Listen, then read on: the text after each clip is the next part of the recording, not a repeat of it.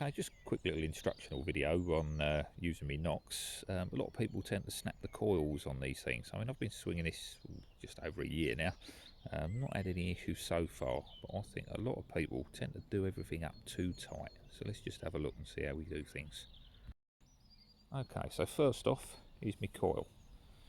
Coil shouldn't be done up tight. Should be able to move. Quite often, yeah, you put your detector down, my coil will flatten down, and when I drag it back it will just straighten up again. Or I'll put my foot on it, set it at the angle I want. It shouldn't flop about. If it's flopping about, that's too loose, but it should move. So you put your detector down, it folds back, and it should just move straight back again. Second thing is my extendable shaft. Now I do mine up so that I can twist it on the top one just slightly.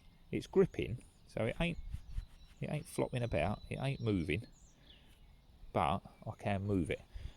Now this ground doesn't show up very well on camera, is sloping slightly, yeah.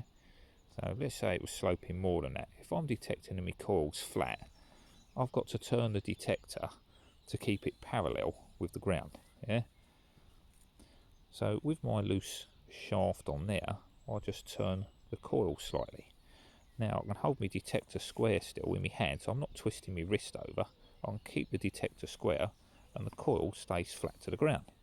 So off I go detecting. So wherever you want to do it, if you're pushing, pulling across like that, or if you're swinging in an arc, doesn't matter, you know, whatever's more comfortable for you. So we're going to just do a gentle swing, and obviously I'm not doing it at real time, I'm just showing you how I do it. So that coil is staying parallel to the ground. I can run it along the ground, and if it does bash something, especially a lot of this dry horse poop, some of it can be quite hard and stuck in the ground, or these clumps of weeds. If I bash that, it's going to move either my coil or the shaft. It will just spin, yeah.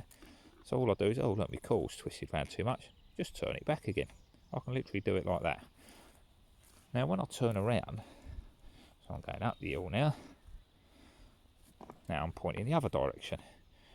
So all I do is I can tip my coil that way slightly, and I can keep it parallel to the ground again, rather than having to turn my hand because my coil's flat. That's quite awkward, you know. We all do it, but I mean, I've got to twist my wrist, especially on that out throw, to keep it flat to the ground. Otherwise, what I'm in danger of doing is that. A lot of people do that, and they do that, you know, that's downhill. You're coming 4 to 6 inches off the ground, or a couple of inches or whatever, because that coil's lifted up. So if I just turn that coil, my hand stays in the same position, and it's much more comfortable. I haven't got to worry about the coil lifting at all. I can keep that parallel to the ground without moving my hand. You see I'm just offset there, yeah, and that matches the angle of the hill. So then when I'm on flat ground, little twist, and I'm back again, yeah. But I find it will naturally find its own path. If you're detecting a steep hill or something, and it's just slightly loose enough, it will naturally find its own path. So as you're going up and down a steep hill, you know, you can set the angle of it. So the other thing you can do, so I'm walking up a steep hill. If you've got this too long, it's pushing you back. You end up having to put your elbow back slightly to swing in front of you, especially if you're going up a really steep bank.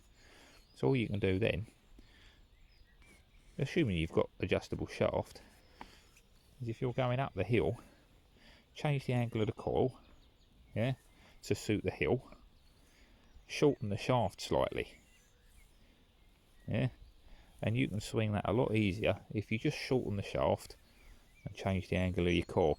But like I say, because my coil's loose, it will naturally follow the angle of the ground. So if I'm going uphill, downhill, whatever, nice iron signal there, yeah. Now obviously if I'm going downhill, well now my coil's 6 to 8 inches too short, and I'm going to have to lean forward, so you are going to have to lengthen your shaft again. But we're only talking a gnats, it's not a great deal. and it takes 2 seconds to do. Now if I was going down a really steep hill, I could lengthen that even more, but I tend not to lengthen it more than me comfortable feel, even if I'm going downhill. Silent signal there. But there you go. Anyway, so that's how I set mine up. I mean, you can do it how you like, but basically, don't over tighten this bolt here. It wants to be gripping. There's little rubbers in there. Don't squash them. Just do it up so it grips. Yeah, and then just back it off a little bit so that that's just, it ain't going to come undone, but that coil can move. And that way, if you do bash something, not only does the coil move, but this will spin on the shaft as well. Yeah, and all you do, twist it back, jobs are good, and carry on detecting. You know what I mean? Oh dear, I've bashed my coil, you know, and it's twisted round slightly. Straighten it up, carry on. On a slope, twist an angle to the hill, same the other way, you know what I mean? So you can do either side of a hill, and that I find makes life a lot easier. And I've not had any issues with the coil so far. Obviously I've not been swinging this thing as long as some people have, you know, but I've heard other people have been using them for years with no problems, and some people have had them 5 minutes and snapped a coil.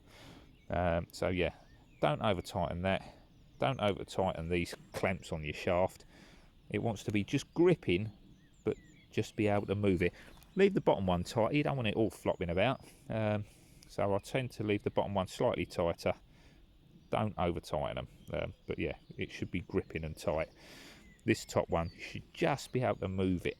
Yeah, and that way it ain't flopping around, but it ain't going to cause any damage. Right, that's enough waffle. Well, I hope that's helpful for some of you. Yeah, that's how I do it anyway. You don't have to copy, but if you do, there you go. Hope it helps. Right, catch you all soon on Life of Dave. Thanks for watching, and bye for now.